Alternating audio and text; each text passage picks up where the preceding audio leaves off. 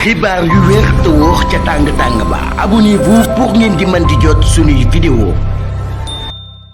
dal leen ak jàmm seen chaîne bi di Buzz 221 HD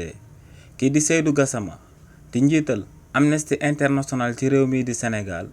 yëkkati na ay kàddu daal di artu bu baax a baax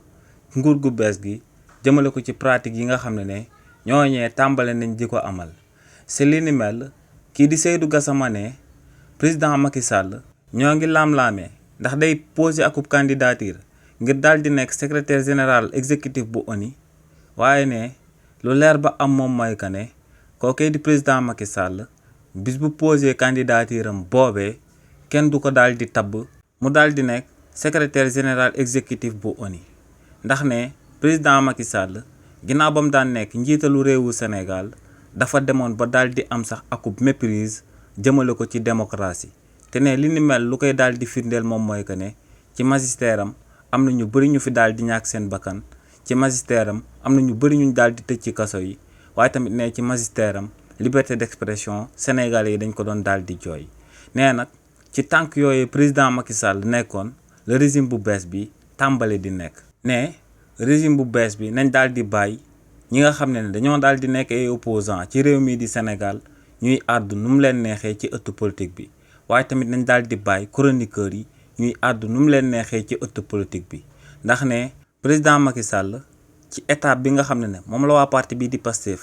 di amal foofu la njëkkee woon te moom mooy mu doon tëj ay opposants politique am ci réewu Sénégal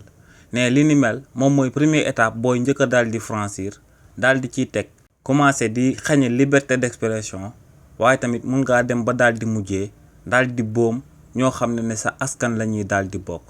ndax ne lu leer ba am moom mooy que ne askanu réewu Sénégal dañoo am culture ay bañkat ñooñee boo leen tëjee dinañ daal di amal leneen nga daal di leen di xañ liberté d'expression ñu daal di amaat leneen nga bugg leen naa xañ seen liberté ñu wàcc ci télé bi manifester te ne loolee mun naa daal di jur ay nit ñu daal di leen fiy boom donc ne lu muy digal régime bu bees bi moom mooy ñu daal di bàyyi képp ku daal di nekk ci réew mi ngay àddoo nu mu la neexee ci ëttu politique bi ndax ne lu leer ba am moom mooy que ne sénégalais yi seen niveau d'intelligence mënatu la maye ñëpp di waxandoo benn langage bi donc ne ñi nga xam ne tey ay personnalité politique lañ ñu daal di leen di tabb ñooñee ñoom ñoo war a gën a féetewoo akub muñ ndax ne ñu daal di nekk actuellement ci gouvernement bi bépp ñaawteef bu ñu leen daal di amal jëmale ko seen jëmm war nañ ko daal di muñee xool ci ñi nga xam ne ñooñee dañoo daal di ñàkk seen bakkan ngir défendre lu sabab ñoom tey ñu daal di agsi ci bopp réew mi. xibaar yu wér te wóor ca tàng-tàng ba abonnez-vous pour ngeen di mën di jot suñuy vidéo.